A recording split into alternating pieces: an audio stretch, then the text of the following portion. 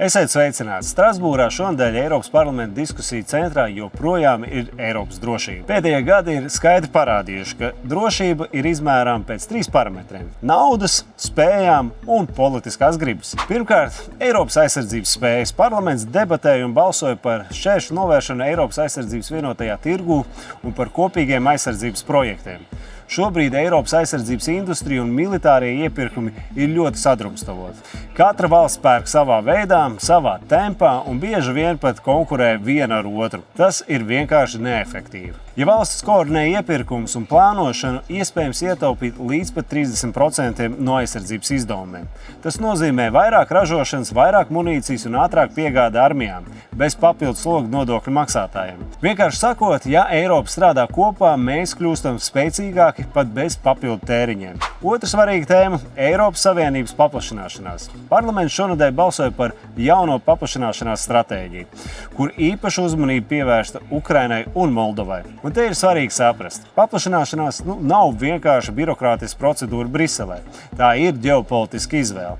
Ja Ukraina un Moldova kļūs par daļu no Eiropas politiskās un ekonomiskās telpas, Krievijas ietekme šajā reģionā tiek neatgriezeniski minimalizēta. Tāpēc šis process nedrīkst iestrēgt institūciju gaiteņos. Ir jāvirzās uz priekšu, jāatver tā sauktie sarunu raundi un jāpanāk, ka Eiropas Savienības paplašināšanās notiek agrāk nekā vēlāk. Parlamentā diskutējām arī par starptautisko tirdzniecību. Gatavojoties Pasaules tirdzniecības organizācijas ministru konferencē, kas šomēnes notiks Juandē, Kamerūnā, Pasaules tirdzniecības organizācija tika veidota pilnīgi citā pasaulē, pirms 31 gada, laikā, kad globālā ekonomika bija daudz vienkāršāka. Šodien sistēma bieži iestrēgst, jo lēmumu faktiski nepieciešams visu 166 dalībvalstu piekrišanu, konsensus tā saucamais.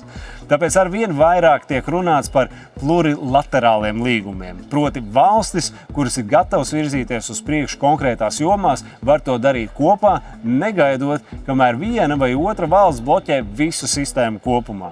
Ja gribam saglabāt funkcionējošu noteikumos balstītu tirdzniecības sistēmu, šādas reformas ir nepieciešamas.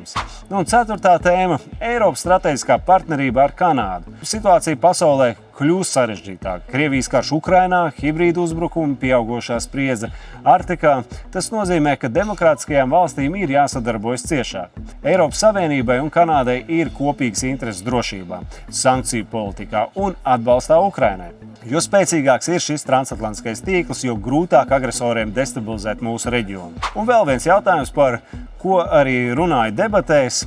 Krievija aktīvi vērvē cilvēkus no Āfrikas, Kubas un Āzijas ar viltus darba piedāvājumiem, lai sūtītu viņus karot Ukrainā. Faktiski tas ir cilvēku tirdzniecības modelis, ko izmanto agresijas kara uzturēšanai. No mūsu puses tas prasa ko vairāk kā tikai nosodījumu. Es domāju, šeit Eiropas Savienība. Ir jāievieš sankcijas pret šiem vervēšanas tīkliem un režīmiem, kas tajās piedalās. Kopumā šīs nedēļas debats Strasbūrā ļoti skaidri parāda vienu lietu. Eiropas drošība šodien balstās 3 lietās – spēcīgākā aizsardzībā, paplašināšanās politikā un ciešākās aliansēs ar mūsu sabiedrotajiem. Tas arī viss šajā Strasbūras nedēļā. Pie pārējiem jautājumiem tad jau atgriezīsimies nākamajā plenāra sesijā.